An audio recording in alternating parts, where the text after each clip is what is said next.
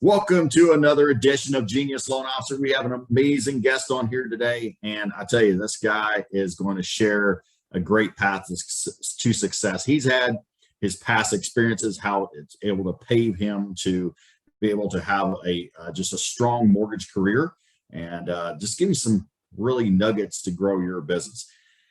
And we got back from Colorado, Breckenridge, Colorado.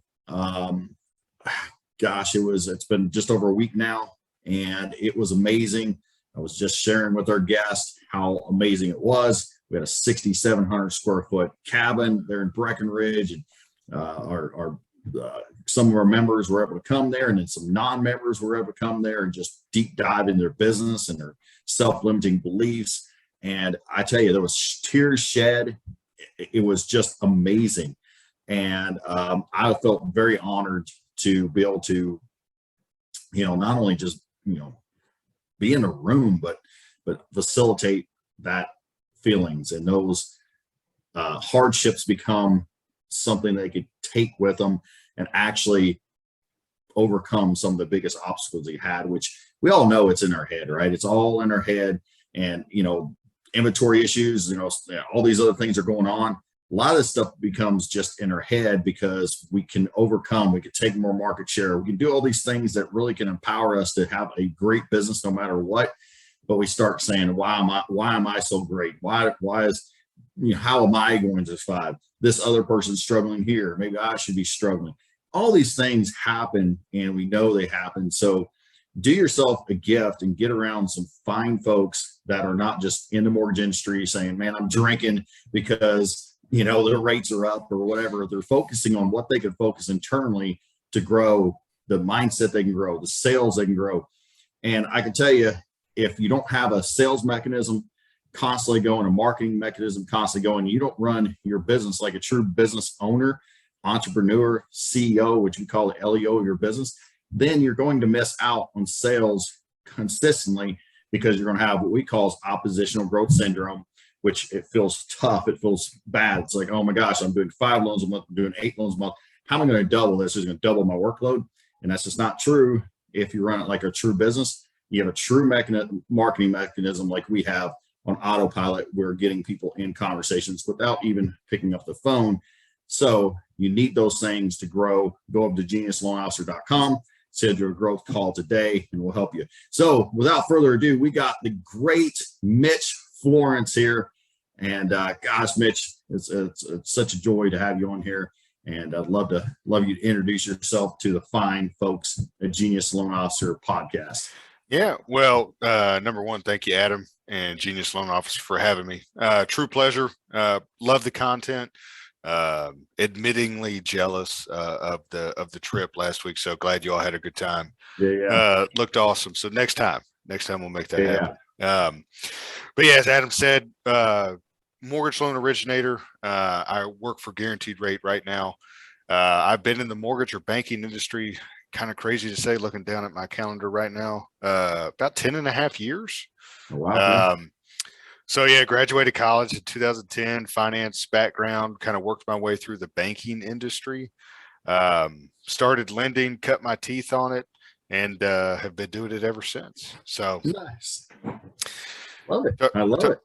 Talk about experiences. One experience of that, probably not popular belief, but man, spending some time in operations is one of those experiences that just, I have a true appreciation for the people that, as you'd mentioned, in a business help us do what we do, right? Mm-hmm. I mean, you couldn't close what you close. I couldn't close what I close without the operational background.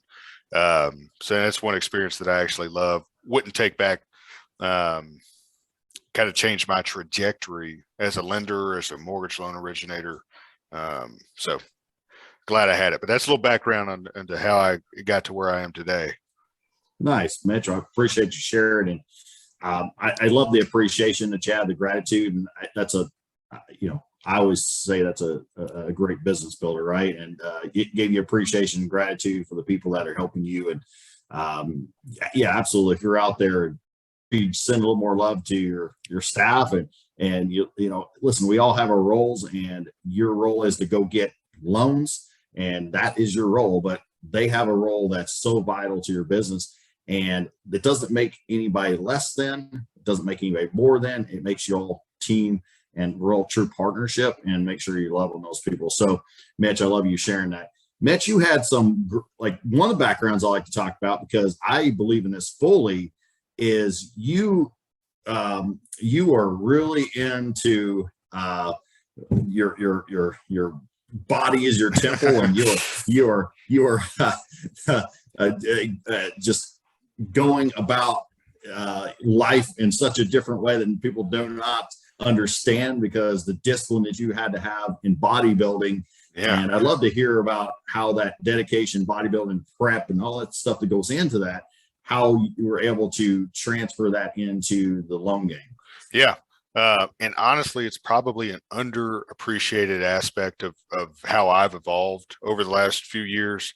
And I know you're similar with your powerlifting kind of background. And yeah, so for a little insight, so I grew up as an athlete. You know, I played baseball through college.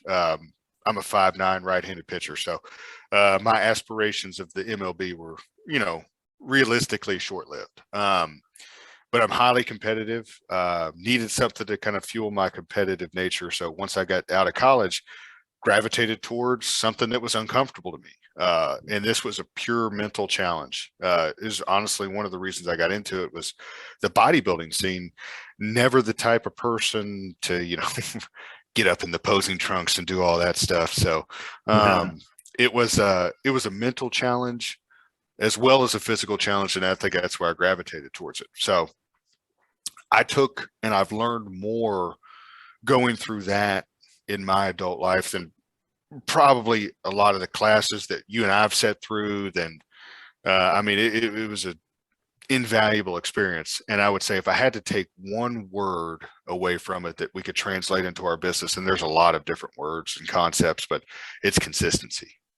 I mean, arguably consistency is the key to life, right? You put that in the dieting aspect, the weightlifting aspect, in order to accomplish, you know, any kind of physique competition and do it well, you're going to have to be consistent across a lot of different things. But without consistency, you will fail. I don't think that's not an opinion. You will fail. And that, I think, was something that translated easily to business, right? Because if you and I, in our capacity, don't consistently prospect or build relationships, nurture those referral partner relationships, well, then we have no business, right? So the consistency aspect of that's probably one thing that I took away more than anything. Yeah, I love it. And I love what you're saying about everybody thinks of maybe bodybuilding as that physical sport. And what you understand is that it's mental, right? Because you don't want to eat that, and eating more is actually the thing that probably is the tougher, right? Because it's like, oh man, I don't want to eat that chicken and broccoli one more time. Yeah.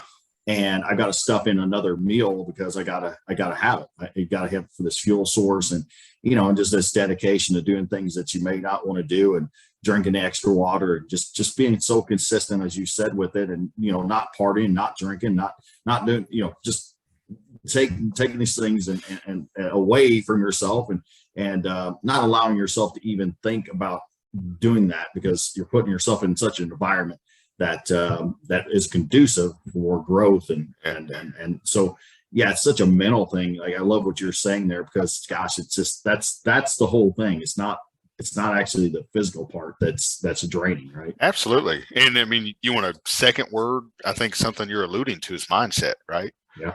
I mean, it's totally different, especially coming from someone who's not naturally, it's not naturally genetically gifted or anything like that. It's a different mindset to put yourself in that space to be able to succeed. And you're right, probably a lot of misconceptions about bodybuilding. That word arguably has some negative connotations to it, but I mean, for me, it was beautiful. Someone being able to literally change themselves in that way. And yeah, a lot of it, people think about, Adam or Mitch, they spend 3 hours in the gym a day. Honestly, probably not true. Workout was the fun part. It was like you said, it's the meal prep, the eating, the cardio, that was probably more time consuming than the actual weightlifting or the gym time. Oh yeah. Yeah. Well, yeah. Well, mindset 100%. And I tell you, like it's, gosh, we had a really good lender on here named Renee Jackson. He wrote a book, The Athlete's Advantage, or maybe hacking the name exactly. Good book. But I think that, when we have people come through the funnel of Genius Loan Officer, we don't put it out there all the time, like, mindset.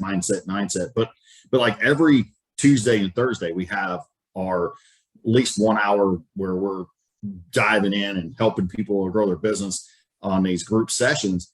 And always intertwined in there, right, is always something mindset, because without that, you cannot be successful. And in this market and everything going on, you can either have this defeating mindset, oh gosh, what about me? Or I can say, hey, how do I prep better? How do I show up differently? How do I tweak this little thing? And what always excited me, and maybe you can speak to this as well, I think that, bodybuilding or powerlifting or any of those things is such an art form as well, because you're like, okay, I gotta put on size here, or myself, I have to put on hamstring strength here to get my squat and deadlift going.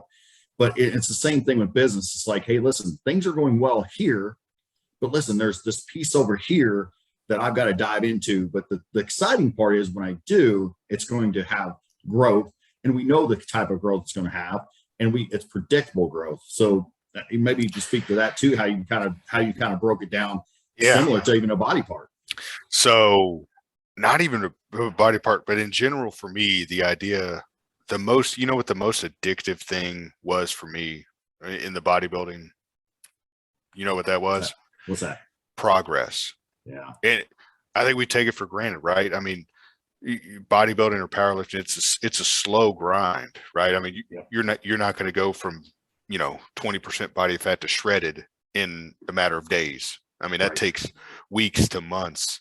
With a body part, I mean, you're not going to see literal changes in the separation in your quads over days. I mean, that takes dedication. So for me, it was that little bit of a progress. I mean, once you start seeing yourself change, there was nothing more addictive than that, right?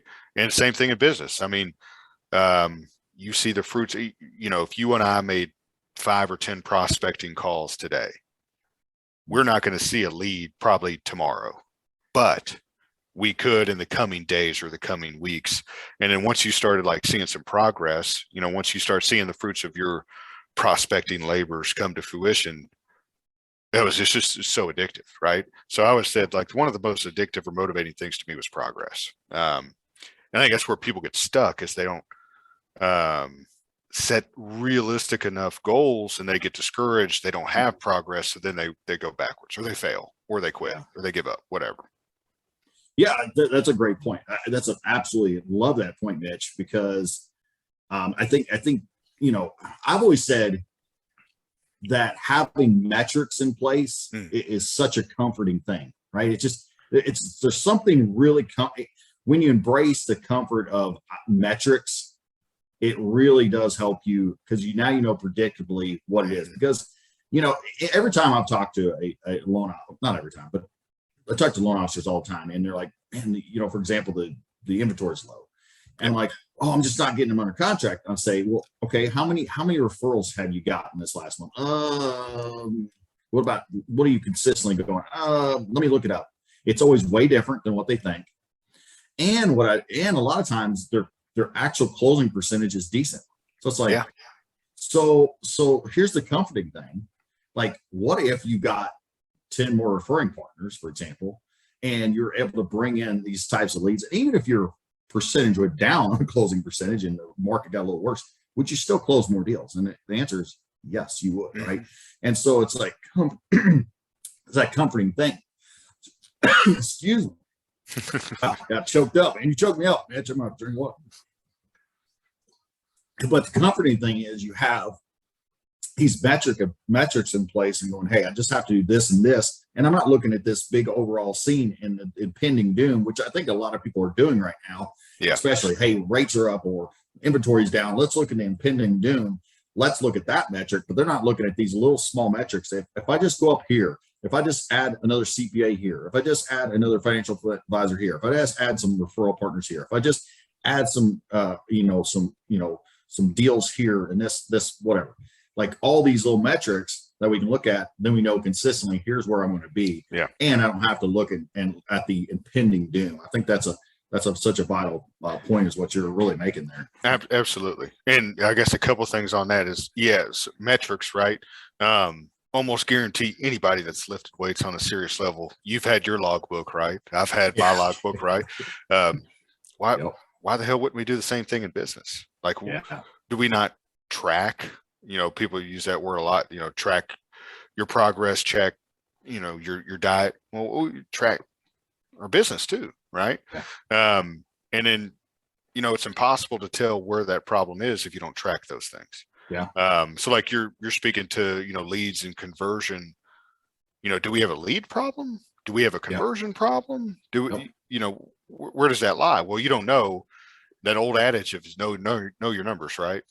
Got to know your numbers. Yeah, it's got to be trackable.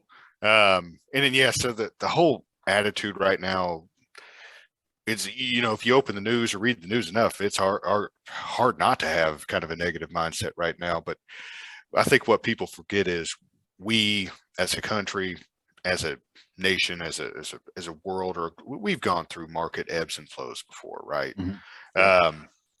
In the mortgage industry specifically, the last 2.5 years been good. From a volume perspective. So I think this year, are we going to experience some different market pressures? Sure, absolutely. But that doesn't necessarily mean that 6 months from now, the market's going to end, the world's going to end,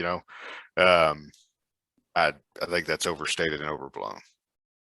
Yeah, absolutely. 100%. I think that's why it's really vitally important people have the right tribe right now. Yeah, absolutely. Because my goodness, the low hanging fruit, the ones that are down in the bottom of the leaderboard all the time, you start hanging around them and it's all going to be negative speak. And we talk about mindset because the ones that they're doing well are consistently going, okay, what can I do to control? What can I control? What can I control? How can I get better today? How can I, and this whole, you going back to the metrics thing. Yeah. It's not very sexy, right? Like, no. Everybody, well, give me this last trick. Give me the last tool. we can have all these other things in place. We can do all these other things that are cool. But if you don't have that foundational piece done, right? Like it doesn't matter that I'm going to give you the latest arm exercise, right? If your diet's like crap. So it's the same thing in business. If we don't have those correct, if we're not making consistent outbounds, we're not having consistent marketing, we're not knowing, again, whether you said it, lead problem, is it a lead problem or is it a conversion problem? By the way, every time I ask people this, is they always think they convert at such a higher level, right? It's like, 80%. I'm like, you convert 80% of your, wow. So there's literally, everybody's qualified and everybody closes. That's interesting. I'd love that 80%, put it that way. Right. So, but they just don't know the numbers. And that becomes something that you can't improve from. So, awesome. Like what Mitch are you doing right now to consistently show up or consistently get the deals or maybe consistently get in front of partnerships? Is there anything that is really working for you that so one thing, and I'll be honest with you, I fell victim of this myself, getting away from it, right? I think 2020 and 2021 were weird for a lot of people in a lot of different ways. For me, I built my brand on that literal in-person networking piece, the relationship piece. I was really good at it. We got away from that partly because a lot of those things went away. But I'm back out there, literal knocking on doors. And like you said, it's not sexy. From a lead generation standpoint, there's so many different things you can do now. Obviously, the old school in person, the calling efforts, online lead generation. You can, buy leads, Facebook lead, all kinds of different things. But for me, it was always that in-person relationship piece. So I'm back on. I hate using the word lunch and learns because I think that's but more of your in-person trainings. I actually did one this past weekend, Nice. an in-person home buying seminar that was honestly pretty successful. I was honestly surprisingly shocked at the Nice. from the not only the turnout but the engaged. I think people are missing that engagement right now. Yeah. So that's something I've been focusing on, and of course, doing a lot of the other things, but getting back to the grassroots of who I am. And then I would say, kind of leading into that, for those of you who are struggling or kind of, where to find your mark. Again, I go back to that word consistent. Just do one of those things consistently. If you and I consistently called 5 to 10 or however many people a day, guarantee that's going to work. If you consistently did a home buying seminar once a week or once a month, I guarantee you that will eventually come to fruition. So again, for me, it's the consistency thing. Yeah, I love it, 100%. And I love that you're getting back out there. And yeah, I know you've always been a good networker, and you got a great reputation around the area, so that's awesome. And I tell you, around. By the way, Mitch here is from Lexington, Kentucky area, and it's beautiful, and that's where I lived for years. And there's I think now they're bringing back some of those events around the castle and all that stuff, which is cool. You get everybody together, and that becomes such a bonding experience, and able to get in front of some cool folks, and then follow up. I know that you've probably been really good at that, where you're meeting somewhere like that, and you've been trying to kind of wedge in, and you have a good conversation there, and a couple of drinks, and then it's hey, one-on-one meeting, and all of a sudden now you're getting business, right? Exactly. Yeah. And I would say, I mean, not even just in the context of in-person things, but yeah, I mean, you're correct. Whatever lead generation tactic that you use, it's the follow-up that's ultimately going to be the most important piece to that. I mean, heck, if I could generate 100 Facebook leads this month, well, if I don't follow up with any of them, it's money wasted. Phone calls. I mean, make all the phone calls you want. Well, if you don't consistently follow up with them, it's never going to do anything. Yeah, you're right. I mean, you're right. That's a huge missing piece. And we have, I have members in our Genius Salons we're consistently preaching that too. And the ones that are, doing that, because we have some really cool things that can get you in front of people. But ultimately, again, you can go to that great networking event and you can have laughs, you can have smiles, you can, oh my gosh, you guys are the best thing since sliced bread. But if you don't have that, follow through to where you maybe have another meeting, it's all about impressions. Like, how many impressions do you have to have for someone to say, okay, I trust you. Hey, listen, this is the one I want to go to. This is my go-to lender. This is my go-to person. This is who I want to send my business to. That's going to be very difficult to have just on one cocktail after hours event kind of thing. That's going to be, hey, I gotta now take that good feelings that are already there, and I got to capitalize on it pretty early too, right? That's the whole thing too. It's not 2 months later, hey, by the way, remember me at the castle? It's hey, awesome, that was a great time last night. That was, let's have another great time together. Let's have some conversations, and so we have to follow up consistently, and it has to be the impressions have to happen in a short amount of time as well, because then it starts layering on to, now I want to do business with you. Now I trust you. Now I know that you're going to be the person that's going to. And here's the thing too. I think, like, you can correct me if I'm wrong, but the whole idea of, hey, listen, I'm a great communicator, right? Yeah. Is so just, by the way, just washed out, because everybody's going to say that. But have you found yourself where you called or you consistently follow through, and all of a sudden they even say to you, man, I know you're going to fall through. They say something along the lines, you're consistent, so now I'm going to send you business. Yeah. You ever had that? Yeah, I agree. And what are the, I mean, your three common loan officer sales pitches, right? I communicate well, I close loans, have all the loan products or something like that, right? Right. I actually had this like same conversation with an agent who I've known for a decent amount of time, and I tell my good agents, hey, like, hey, as a heads up this year, you're going to get more calls from loan officers than you have in the past 2 years. Why?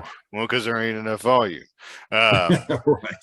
So, and we were talking through, and she had been approached, someone I didn't know, and that didn't really matter, but they were like, hey, he basically said, I have competitive rates and I close loans on time. I was like, I mean, for me, if that is your sales pitch right now, I think you're going to be in trouble personally. Right. I mean, I think, the loan officers who are succeeding, I think it's almost a given that, hey, you're going to close a loan, or you have the competency to close a loan. We all have stuff that happens, right? But I mean, you're going to close a loan. Every rates right now. I mean, I've always been a believer rates aren't the most important thing, but rates are going to be volatile. We're all in the same boat. And then the communication thing, we should all communicate. So if those are the sales pitches right now that you have, it's going to be slim pickings. But I would also say you have to stick with those core elements, right? You do a good job. You and your team need to do a good job. You and your team have to communicate. So don't take those things for granted, but also need to probably differentiate yourself more than that as well right now. Yeah, 100%. I mean, those have to be done, right? And we can't get away from those because we're going to lose partnerships. And when we go through the funnel, we got to do those things. I taught something at Colorado that all of a sudden people were like, right, the mind was blown, and they were coming up to me after and like, oh my gosh, I know that you have to do these things because it is. It's close on time, great communication, and all that stuff. Well, and their leads are follow through with. Or those are three things that partners want. However, like we can't just come to them like to your point, right? Like, hey, Mitch, guess what? I close on times. Like, well, I'd hope so. Okay, cool. Yeah. Like that's great. Like, but we throw them in as like there's ways to hook them in, like, and actually really high level sales conversation is, we're getting to know our person, we're getting to know the pain points, but we have hooks that we can throw in that actually speak to those in such a way that actually is very intriguing. And that's a cool way to do it, because you getting the message in there, just figuring out a way to get the message in that actually seeds it in a way that they want to know more, intriguing. Okay, but we can't. If you're consistent, let's just back up. If you're consistent and you do those, even if you're a lame salesperson, you're going to get sales. So what I would say to anybody out there, please, if you don't know what to do yet, don't wait until just pick up the phone. And even if your pitch sucks, just go ahead and do it, because pick up the phone, have conversations, get marketing. But in the meantime, start working on how you're going to deliver that message and how you're going to sell in the way, like us, it's an unclosing method of putting the hooks, different things to get in front. But yes, the nucleus has to be that, has to be those three things that people want, or we're going to lose business and we're not going to consistently get business throughout the time. So you're 100% right. But I like that. By the way, you're going to get more calls. Yes, it's going to happen. Yeah. But I'm still your lender. Okay. Absolutely. Absolutely. I'm still here. Yeah. That's awesome. That goes back to the consistency thing, right? Even your good referral partners, even the relationships that you have and have solidified, you got to continue to be consistent with them. Yeah. Hey, Adam, I really appreciate you and the content. That should be a regular thing. Don't let that go to waste. Because I've seen that mistake too. Yeah. No, 100%. I remember there was this great message. It was a dang good loan officer, right? And doing a lot of business, and his coach challenged him and said, hey, I want you to call all your referring partners and ask them, like, just, how am I doing and all that, basically. Yeah. And so he did, and he had this long time standing relationship with the real estate agent that was sending business for years. And he's like, oh man, this is gonna be a good one, right? He's like feeling himself. And so he calls and she answers, and he asks her this question, and her answer stunned him. And it was something along the lines of, I feel like an old hat. It's like, excuse me? He's like, I still send you business because you do a good job, but I don't feel like the pretty girl anymore, right? I don't feel like it's like we're dating anymore at all. Like I feel like we're an old married couple and you don't only talk to me when you need something.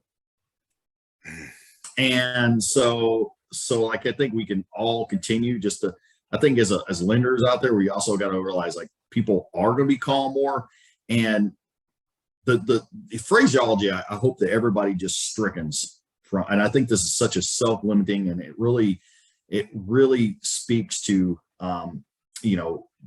everything against gratitude, right? Is that we say they're cheating on us. Yeah. Right? Like that languaging has to, because they have choices. At least they have choices, and they should have choices. And we're there. We should be doing all we can to partner with great partners. They deserve that. And the moment we start realizing that and get away from the whole cheating on, that is a thing we cannot say, because then it puts all the onus on them instead of on us. How can we get better? How did I fail? How did I not consistently show up? How did I not deliver? How did I not show value that you felt like you need to use somebody else instead of me? Totally agree. I mean, and yes, I think we all get, suckered into that trap, right? Yep. We see somebody post on Facebook that they closed that deal. It's like, oh, well, I had that guy pre-approved 3 months ago. Yeah. Well, instead of, kind of you get a bitter or salty. And like you said, first question I'm asked is, well, I wonder why they chose to work with someone else. Yeah. And I've even asked for that specific feedback before, hey, is there something myself or my team could have done better to, whatever, earn your business or however you, and that'll give you a lot of insight into what happened there. Like you said, maybe it's because maybe I was not consistently following up with them. Maybe my pre-approval drip campaign was not, attractive enough for them to pay attention to. Maybe I got beat on rate or something, which I would probably argue is, hey, if I didn't get a shot, that's not because of my rate, it's because they just didn't know to update that. So it's a communication thing. Yeah. I love that. And anybody out there, by the way, Mitch here is a great lender, and I would really encourage everybody, because he's in the market that I've been in, and we were in it together, and now kind of in it, kind of not, because I'm way more doing the coaching thing by far. But I'm in Georgia. But what I'll say is that he's got him, and for example, one of my good buddies is right beside him. Josh Harmon. He's a great dude.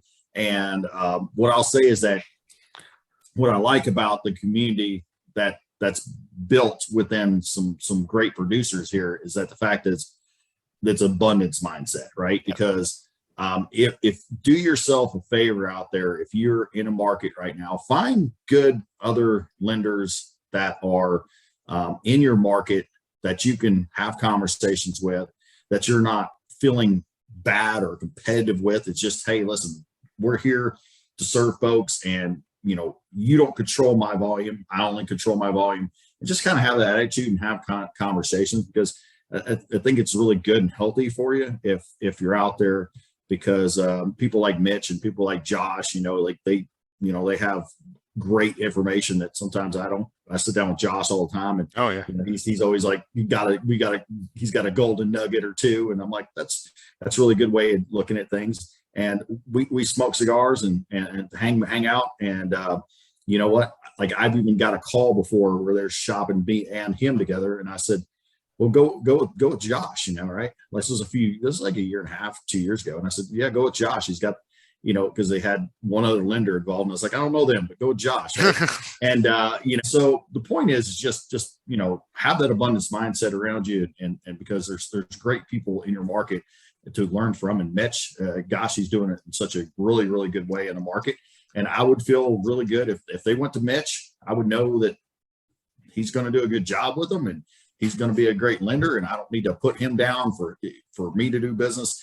And just make sure that, you take that with you, and especially in this market right now. Good producers need to stick around good producers, because that is what is required in this market to keep it local, to keep it where you can consistently grow in this marketplace and not get it taken by people that really are not trying to help the client. No, I agree. And that's a great point. And, for me, I came from, being heavily involved in the Mortgage Bankers Association, which, for those of you who aren't, I think it's a great organization. But I think the problem with that right now is, like you said, there's way too many of us that have a limiting mindset, right? And I love your terminology with that. There's nothing wrong with making friends with. Hell, I think the first time we met was at a mortgage function. So, honestly, we're fighting for more than just one deal. We're fighting for lasting relationships. We're fighting for an industry, right? We're all in this to succeed and help the mortgage and real estate industries continue to grow and prosper. So, yeah, I agree with you 100%. Awesome. Well, Mitch, you have anything before we go? Any last parting words? Anything you want to share? Man, it's your forum. You hit it up the way you want to. No, I appreciate, like I said, I appreciate the friendship, appreciate the opportunity to come on. Love the content you put out. I think in a way, stuff like this is giving back to the industry more than So thank you for doing that. Continue up the good work. For those listening, my little nugget of advice is building on the consistency thing. One thing that helped me tremendously and still does is having that routine. I know Adam's talked about that before, but the routine, figure out where and how you want to grow. Okay, get a plan in place and stick to that routine. And I know people personally, and shameless plug in Adam's program, heard nothing but good things. So excited to see you grow, brother. Thank you. And keep on keeping on with the coaching stuff. I appreciate it. Yeah, very, very, very honored you're on here, and very honored to say the kind words. And it's a love of mine. It's my true passion to help loan officers grow and just have a different way of going about business. And I believe firmly this is a way to grow and have a great life at the same time, and not be the same, basically not take what people are giving you as far as in this industry, right? It's been the whole, you can't ever enjoy your life if you're going to be successful kind of attitude. And I don't believe in that. And I firmly want, I enjoyed that. And I want other people to enjoy that. So now that's the whole journey now. So I appreciate it. And gosh, you just, like I said, you've been doing so well. And, gosh, when I see you out there, I've always thought, man, Mitch is doing great. And I know you're a great producer, without people telling me, just the way you carried yourself, the way you're interacting with people, the way, I would get feedback loop like, Mitch is really great. He's like, cool. He probably is. And then obviously seeing bodybuilder, I'm like, well, he's probably got consistency in there, and he knows how to show up. He knows how to perform. And, it's just no mystery why you're being successful and why you'll consistently be, producing at a high level for a long time, no matter what the marketplace does. So, gosh, I look forward to all your success, and we'll talk again here very soon. I appreciate it, man. Let me know when you're back in Lexington. We'll go to Jake's. I've actually come back Thursday, believe it or not. All right. There you go. I may see you there. All right, Mitch, man. I appreciate you, brother. Adam, take care.